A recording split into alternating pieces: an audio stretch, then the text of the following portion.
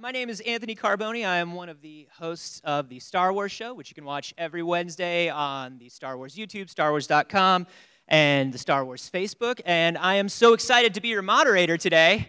And now, without further ado, I want to bring out everybody from Solo. This is very exciting. First of all, our director, Ron Howard. Down there? We also have Paul Bettany, Dryden Voss, Joonas Suotamo, Chewbacca,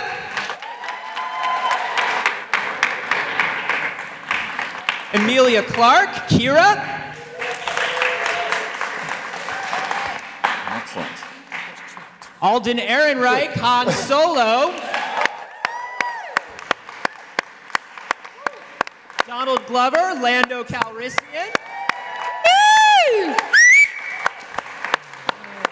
Woody Harrelson, Tobias Beckett.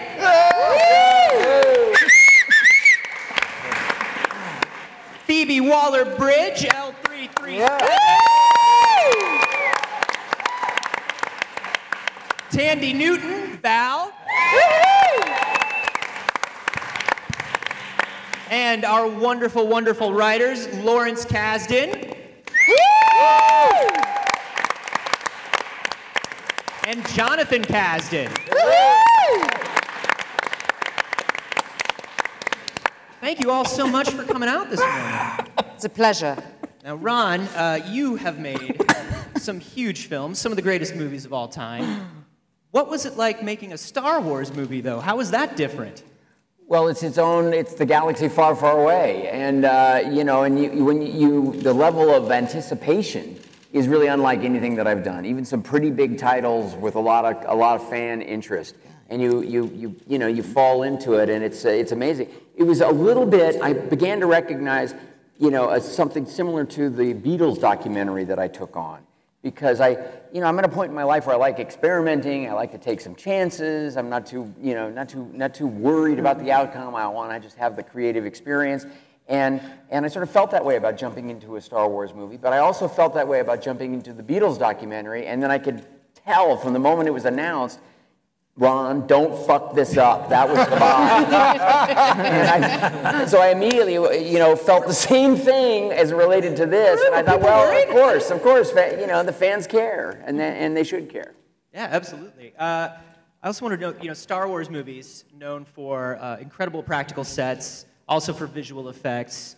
How did you feel about combining the two? Did you want to lean more towards one? Did you want to experiment with both in a big way? As great as visual effects and CGI is, even all the great CGI VFX supervisors will tell you, in camera is always what you want to go for first. And so with the Millennium Falcon and with the great sets and so forth, the approach here always was try to get as much in camera as you could, and then build from that. And that's what's so magical and amazing about ILM and what they can do to make the experience as palpable and immersive as it could possibly be. It's a blast because the people around a movie like Solo are so dedicated to not just what's existed before, but what else they could do within that framework, within that universe, that galaxy. And creatively, it's just unbelievably stimulating for a filmmaker. It looks amazing. It came out just absolutely beautiful. Bradford Young did a great job with the look, which is a little different than the movies have looked before, and an aesthetic that that I thought was incredibly exciting. Yeah, and Lawrence and Jonathan, I wanted to talk to you about this as well because this is a story that you have been wanting to tell for a very long time. You were talking to me on the Star Wars show about how much you loved Han and wanted to tell a Han story. When the two of you sat down together, was this a story that had been bubbling sort of in your head for a while, or did you sit down and kind of create it fresh together? Well, the story hadn't been bubbling for a long time. What had been bubbling for me was from the moment when I was relatively young and I first saw Han Solo in the cantina. And I immediately sparked to him. He lifted up the whole movie instantly, and I loved the movie. But at that moment, I thought, oh, this movie's just got me. This is the kind of character that I have loved always, and it's been so important in all the movies that I care about.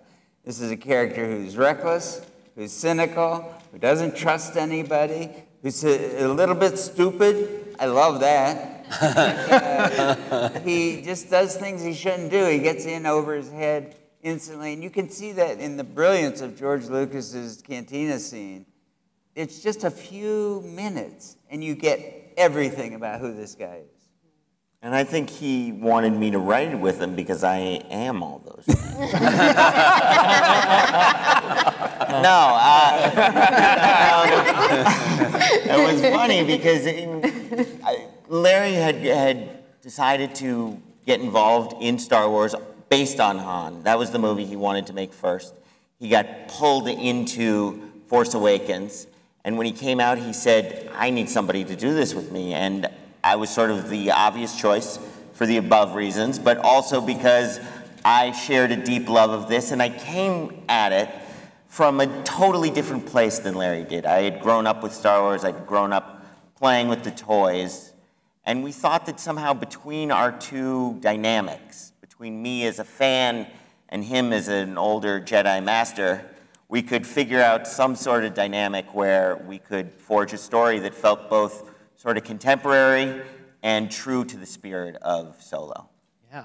And hearing about how just seeing the first few moments of Han was just such a huge thing for everybody who's a Star Wars fan. Alden, what did it feel like for you to kind of step into that and sit down in the cockpit of the Millennium Falcon? Yeah, it's really wild. It's really exciting. It's kind of bigger than you can even wrap your head around. And it's wonderful. It's particularly being in the Millennium Falcon is very, very cool. And very much like being in the cockpit. You know, you kind of get into the cockpit. For me, it was two things. One, you get in and you can't believe you're in it, and it's so surreal, and that's what everybody you bring to set wants to see, and they have that experience too. And then, you know, a couple months into shooting in it, you're inside of it, you're flying it, you know where the buttons are, you know how the chair feels, you know the yoke, and you feel like, okay, this is kind of like my ship now. And that is deeply gratifying. And I wanted to bring up, you had kind of an experience this morning, an experience that was very unique. Unbelievable, oh my God. So I had lunch right before we started shooting, I wanted to talk to Harrelson just to kind of pay respect and have him give us the blessing for the film. And so we had lunch, I guess, 2 years ago or something, and he was really encouraging and really supportive, and then we went off, shot the film and everything like that. And today I was doing an interview and they were talking about, you know, is there anything else you'd like to ask him? Because he's, and I was like, well, I don't know. And they're like, well, you have your chance. And he was behind me, and he came and just is so effusive about the movie. And it meant so much to me, and I know for Ron and Kathy and everybody, you know, it's just such a huge deal to have him really genuinely love it. I really genuinely enjoy the film, and it meant a lot to me that he took the time to come out here and do that. It's such a wonderful moment. Yeah.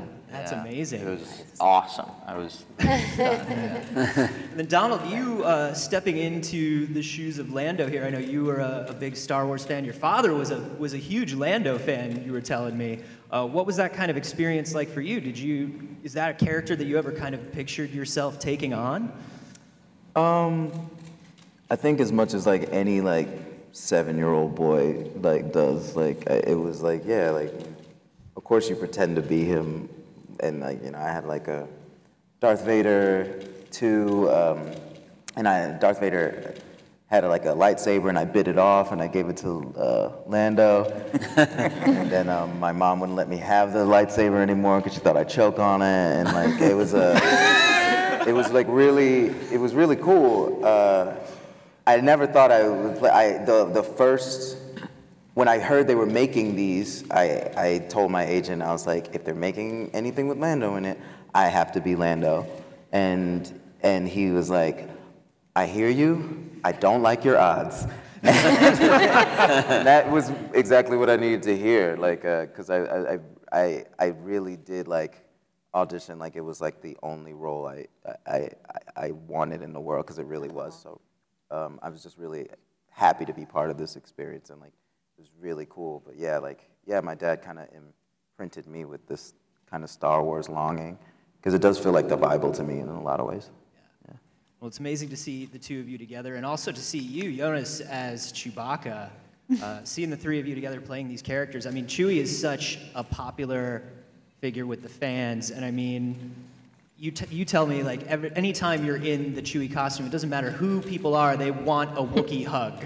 It's got to be kind of like amazing to be this incredibly loved character. Yes, I mean, it's just something that I really, when I got to know that I had a chance, and then when I got to know that I was going to be playing this character, I really couldn't sleep at night, and I was so excited because this was a life changer for me. I was borderline jobless when I got this role. You know, I mean, my now fiance, my then girlfriend, have seen me going from living with my mom to becoming Chewbacca. That's the span of our relationship. And she says I've been like this the whole time. It's just now that this behavior suits me. It's funny because this character is so loved, and Peter Mayhew, who created this character along with George Lucas, has been so instrumental in giving me his blessing and giving me some tips in our week-long session together how to be this character, and seeing him after. You went to a Chewie boot camp. Exactly, yeah. And the tickets were all sold out, but I was able to squeeze in regardless, and it was fun because I never could have understood what went on underneath the mask of Peter Mayhew. And now that I got to know that, it was so easy going into shooting this film, which is so much about Han and Chewie and everyone, that it was so important to get right for this film. Well, it was absolutely amazing to watch. It was an unbelievable performance, and it really is. It's more of a Chewie movie than any Star Wars movie has ever been.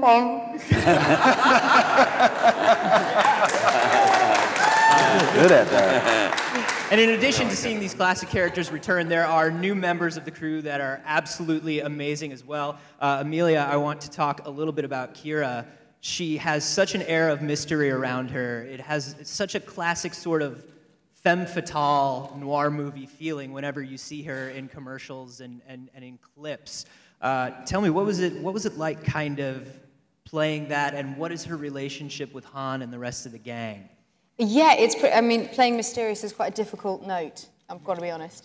It was really fun. It's really difficult to talk about because she is a pretty mysterious character that you kind of need to keep tabs on throughout the movie. And so when promoting a movie that you can't really speak too much about, she's one of the harder ones to discuss. But we meet her quite early on with Han, and then they're separated for whatever reason. And when we find her again, she seems to have lived a pretty dark life in that time. So when you re-find her, you can't quite figure out what it is that's happened to her in the time that you haven't been with her and who it is that she is now. And I think that's a question that kind of keeps coming up throughout the movie. Yeah, it does feel like this is a movie that's very much, almost more than anything, it's about watching how different people handle having lives that are very full of adversity. And it's been very interesting to watch how each one of these characters kind of takes that on. One of the characters, obviously, is Tobias. Beckett very much feels like a Western gunslinger to me, who's sort of, he abides by a code, but he's not really going to tell you what that code is, just in case he needs to change the code, maybe. Can you tell us a little bit about what Beckett was like and kind of how you saw him? Well, I felt it was a really easy character for me to play because he's a scoundrel and a thief. And, but I think really well written. And I mean, that's the thing that you have to be aware of. A lot of people who are Star Wars fanatics say this is their favorite Star Wars, which is really cool. But Larry and Jonathan really wrote an extraordinary script. And And just at the right time, Ron came in and did his magic, and then you have all these wonderful characters, and so it's pretty cool to get to be in a Star Wars. It's also phenomenal. Yeah, I would imagine. And then also in the crew we have Val. I absolutely love Val, Thandie. Absolutely amazing. The crew seems to have like a real rapport. It has obviously been through a lot together. What was that like kind of playing it, and how does that compare to sort of the vibe of the crew and everybody who played them on set? Sorry, just the relationship between the crew and then the actual relationship between all of you. How did they differ? Oh, God. I mean, we would have fun. I mean, we were in extreme situations sometimes. The battle sequences. I mean, this room is honestly a quarter of the size of the, cavernous spaces that would be completely taken over. The production design was so amazing. So we would feel like we were in like real sort of battle scenarios with explosions going off and debris and like mud in places you didn't even know you had places. You know what I mean? Like really, it was like a nightmare. And the camaraderie between us was just humor. Always was humor. Just and because obviously we've been shooting for a long time, and some of the stuff that you share and just taking the piss out of each other all the time, because there'd be a lot of situations where helmets would come off and you got smeared and things would go wrong. A lot going wrong, by the way. So that camaraderie was really felt. We were really going into battle together. I mean, obviously, sort of fantasy, fun battle, but we were still going into battle. Yeah, that sort of vibe of just everyone having fun really comes through in the movie. The movie itself has an incredibly fun vibe to it. And speaking of that, I want to talk about L3, Phoebe, who I just think is an incredibly fun character. She's so amazing. She is not like any droid we have ever seen in Star Wars before. Can you tell us a little bit about what makes her an individual and what you kind of tried to get across about L3 for the fans? Well, L3 is a real inspiration to me, so thanks, guys. She's a self-made droid, so she created herself out of parts of other droids, which sounds kind of frightening, actually, when I put it like that. It's like, where did she get those bits? But she created herself out of astromech droids and protocol droids, and so she turned herself into a unique creature that's kind of taller, stronger, more independent than she originally was. So, yeah, and she's got a great attitude. And she has, she's very upbeat. She's really fun to be around. She's fearless. She's uncensored. She's very funny, and she's a revolutionary. And she has an agenda, which is bigger than the sum of her parts, which is something that's really extraordinary for her character. And it was great to play that. Great to play a droid, with a message. Yeah, she was great. That's awesome. And then Paul. Dryden is legitimately terrifying, man. Dryden is spooky. I was very, very creeped out. How did you approach him, and what did you kind of want to do with that character? Because his vibe goes back and forth so quickly. Yeah, he's a lot of fun to play, and again, it's written really beautifully. Thank you, guys. And I, having texted Ron, having said, "Hey, Ron, have you ever spent long winter evenings like I have, wondering why you're not in the Star Wars franchise?" and he said, "Give me a minute," and.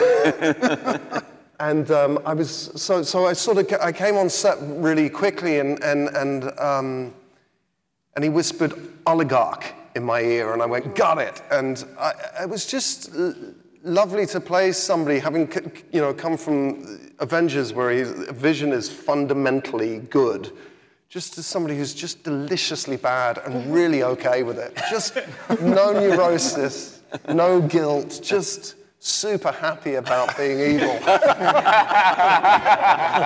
And it is, when you bring it back to like the fun, like all of these characters are definitely having fun in their own way, and I think that's the creepiest thing about Dryden is he's having a lot of fun. Oh, sure, he's really good at hurting people.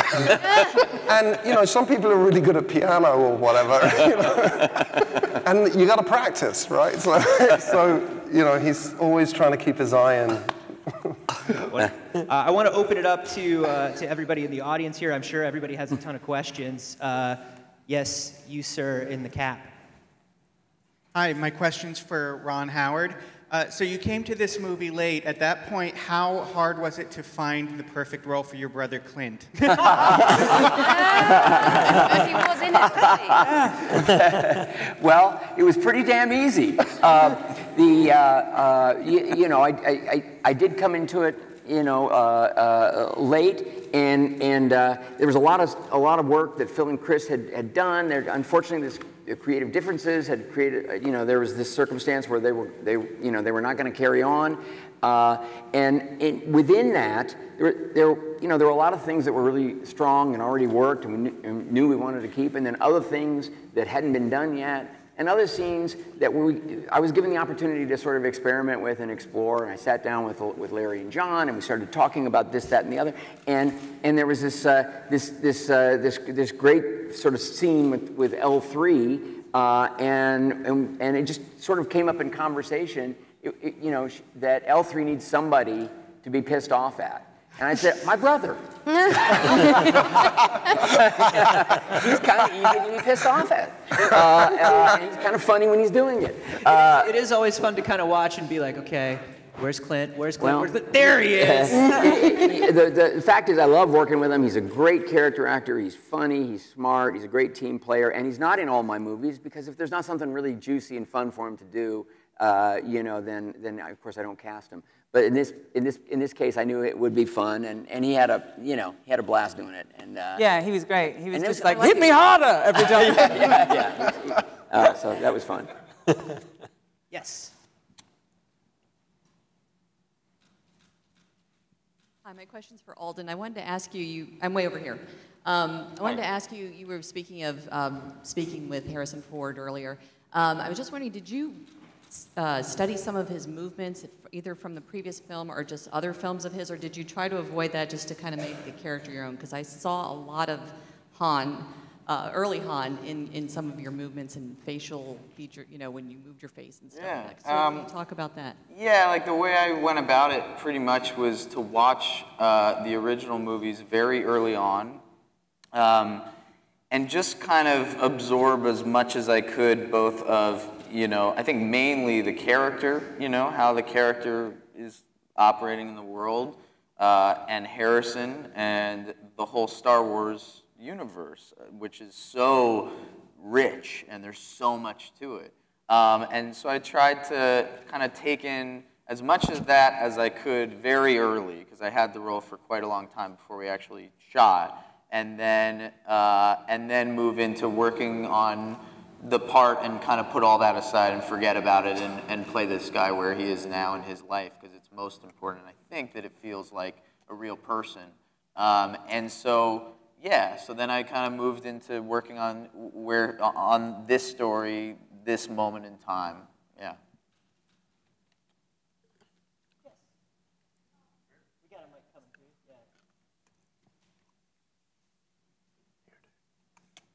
My question is for everyone. My question is, what was the hardest scene to get right and why? Hardest scene to get right and why? Does anything pop out to anyone? I blew my first take, which was meeting everybody, and part of that was I had to shake hands with Chewbacca. And I kind of started shaking his hand, and I kind of.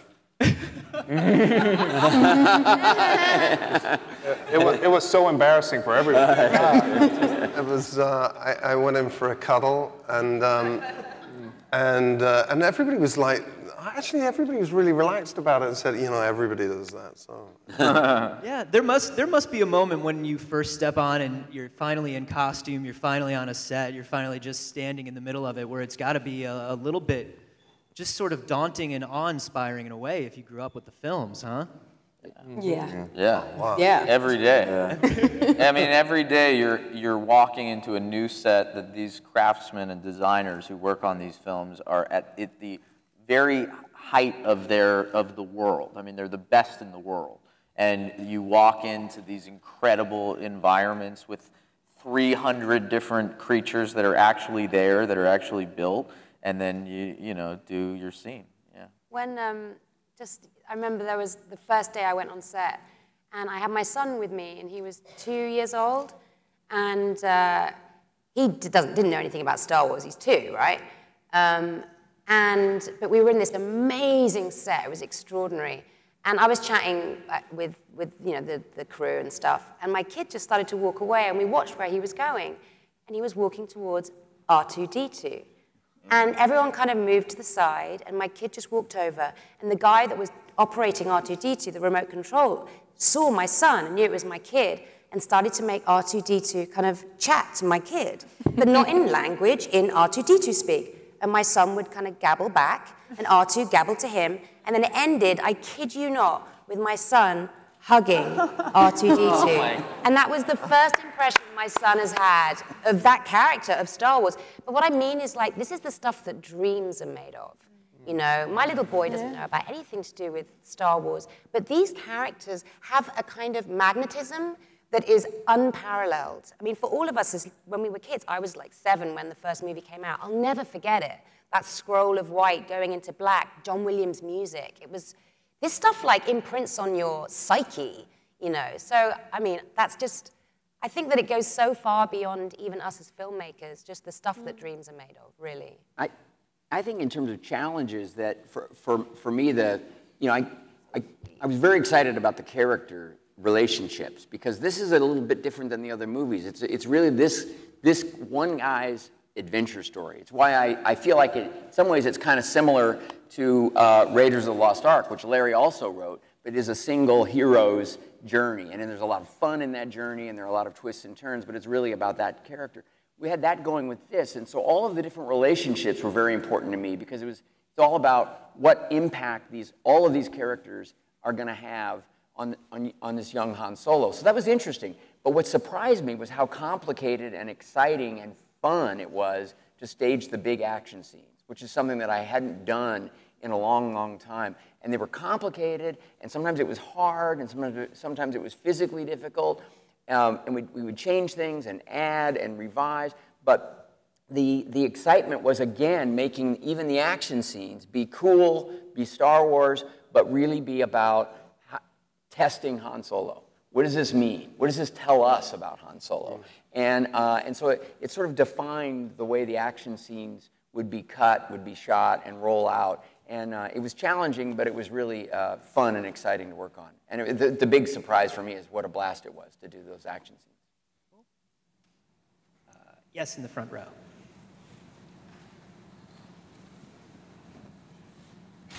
Hi, this is Sarah from Skywalking Through Neverland. And I had a question for Phoebe and perhaps the Kasdans. And there's a line in the movie where Lando says to L3, you know, oh, can I get you anything else? And L3 says, equal rights. And I think that's one of the most hilarious lines in the film, because it's not only a commentary on what L3's character is, but it's a commentary on today. And so I wondered, did you come up with that? Yes. Or was that a line that they... That is Phoebe Waller-Bridge. Love it. Yeah, she set up. You guys set that up perfectly, though. No, I mean, it's a real treat to work with everyone on this panel, but it's to be able to sort of write situations and then have performers and writers in their own right who can contribute a better idea on top of what you've created is a big part of it, you know, and it makes us look good, and it makes everybody feel good, you know, because there is always a way that these things can be enriched and made more on point with what it's supposed to be about, and that is a perfect example of something that just feels totally true to her character and to what we want it to feel like, you know. Yes, and right over here. Hi. So my question is for Donald, and a quick comment for Ron. You had so many awesome capes in this film. Did you have a favorite, and did you get to take one home? And Ron, thank you for giving Warwick a line in an actual Star Wars film. I had at the end of the film, there's like a tiny white summer cape that like stops like right here on the. It's like it's not functional at all. It's literally just to be like I'm here. And I. Function of the longer one. Oh, the function of the longer ones is, you know, you can be like, oh, I'm cold. You know, a summer cape is literally just more fabric on your back. Like, just to state your claim, it's like, I'm not giving up on this cape thing. So, and I love that cape because it really is just, it's all flair. And no, I wasn't able to bring any capes home with me. I'm sure that, you know, Star Wars has that on lock stock, but the fur cape I had, they had extra material, and they made a pillow out of it for me, and now I have a pillow that I try and wear as a cape, but it winds up being a summer cape. Who do I have to talk to get that pillow made out of my costume? Out of your costume? You mentioned Warwick. What a great guy. You know, of course, he did Willow, but he'd been an Ewok before that, and so so he's a tradition and another master. And the other thing is that he helps out with a lot of the characters and a lot of the droids and things like that, and he will come in. And it goes uncredited. He loves it, but the company is smart enough to bring him in and not only play a character, but also help with coaching and setting up and figuring out some of these behaviors. And he's a really creative guy and an old friend, and it was great to reunite with him. Yeah. And his daughter as well was there with us on set. And yes. In some of the droid fights, it's the two of them against each other, which was incredibly fun. But I love that, because that brings something into my mind, kind of honoring these traditions and these sort of things that everybody knows as part of the Star Wars universe. What I love about this movie is that there are these nods to things that everybody knows from Star Wars. But number one, they're kind of turned on their head a little bit. They're not what you expect. And number two, it's not a movie that's very much like, look at this Star Wars reference. There's a great balance of that stuff. And I would love to hear from Larry and Jon and from you, Ron, about how you kind of keep that balance for fans and still make the film have its own sort of feeling. Well, I'm going to start and quickly throw that because I approach it, and I'm a fan, and I've always appreciated the movies, but I'm not encyclopedic. I don't know everything. I haven't seen everything. I haven't read everything. And so I came into this situation, and immediately, of course, I had to start working more off of instinct than anything else, and this great screenplay that I really believed in, and a cast that I certainly wouldn't have come, on board if I didn't love the cast and wasn't excited about working with them. But I immediately said, I'm going to treat this like it's a true story. I've done a lot of true stories, and I always have technical advisors around.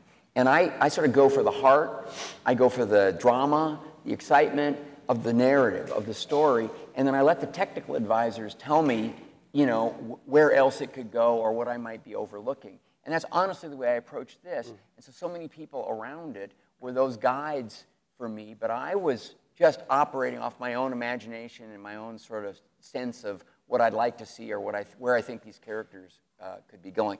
But now they really understood it, and Jon in particular, who stayed throughout the production, he is encyclopedic, and he was awesome in terms of contributing those sort of things and sort of evaluating them. Yeah.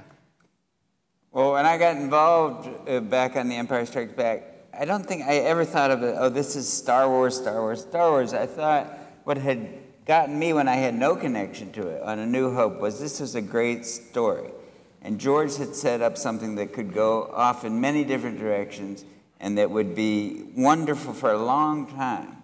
And I've never really changed my opinion of that. It happens to be a Star Wars story, but always first we were trying to tell a story that would keep you interested. You meet these people and you say, well, that's a great person, and now they're meeting a great person. And they're going to be in a lot of trouble together. And that is much more important to me than any particular Star Wars. Yeah, we approach the movie much more in terms of, is there a kind of genre movie, a crime movie, a Western, that we could fit Han Solo into, a character that we loved and that comes out of a great tradition of Bogart characters and McQueen characters, and say, okay, how do we plug that guy into the kind of movie we love and the kind of story we want to see. And in doing so, we're able to sort of have along the way these moments that are familiar and that people connect with because they have personal relationships with these characters, and it gives it an added level of sort of pleasure, I think. But at its base, it's really trying to be its best version of a Western or of a crime movie. I think we got time for one more.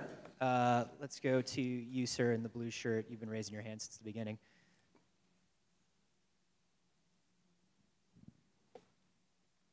All right, this question is for Ron or Alden or the Kasdans. In this continually morally ambiguous world that we live in, what kind of challenges do you face when creating the character of Han Solo or even Lando? Well, so much of it was the heavy lifting was really done by the screenplay and then the great casting, which preceded me. And again, as I said, I wouldn't have come on board without that. So you know, what I love is collaborating. I love collaborating with the Kasdans. I love collaborating with this cast and sort of rallying behind, you know, what was an opportunity that I think we all believed audiences could really enjoy. So it was always just, what can this scene be? What else can it be? What are the other choices?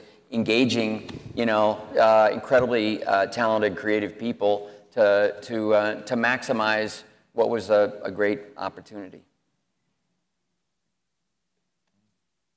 But you were asking about the cast too. Yeah, I think let's go to Larry and Jon, like on that, the question of moral ambiguousness and that's not too difficult in the world we live in. I think that we're swimming in it every day, and what seems like a fantasy now and not as interesting to me is a thing that is a vision that doesn't take in how complicated people are. The fact that people we admire can do things we don't admire, that we're driven by forces that we may not be proud of. And then sometimes we rise to the occasion and do the right thing. And you can't be counted on that it's going to happen, but you hope that might happen. So that world is, for me, the world that we live in. And Star Wars so often, and almost really up till this moment, has been a very classic story of the dark and the light, the good and the evil. And we saw this as an opportunity, and what was exciting to us about writing this was to really make a character movie where every character had some ambiguity to them, and everyone was sort of after their own particular ends. And that informed every stage of the writing. But yeah, there are challenges also to, you know, when A New Hope came out, it was a different world. And, you know, you hope as writers and as filmmakers and the entire cast that the world that we live in now is reflected in our art. And we try to be sort of faithful to what we think is appropriate for the times, you know, and how our perception of Han would evolve in 2018. That's my favorite part of the movie, really.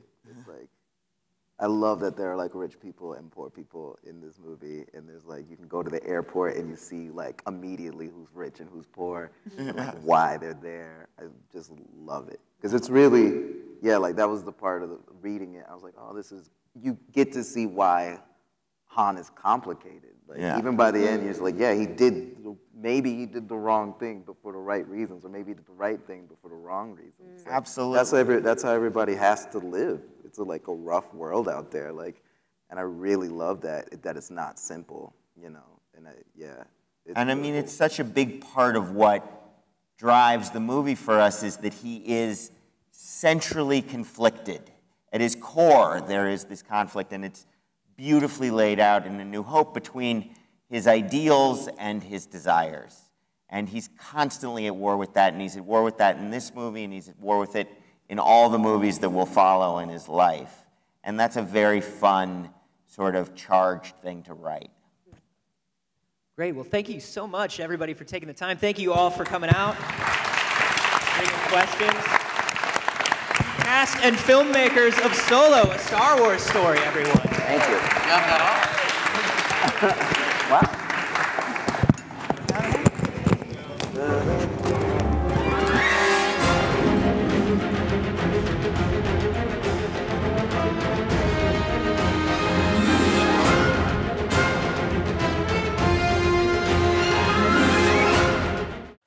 Skywalking.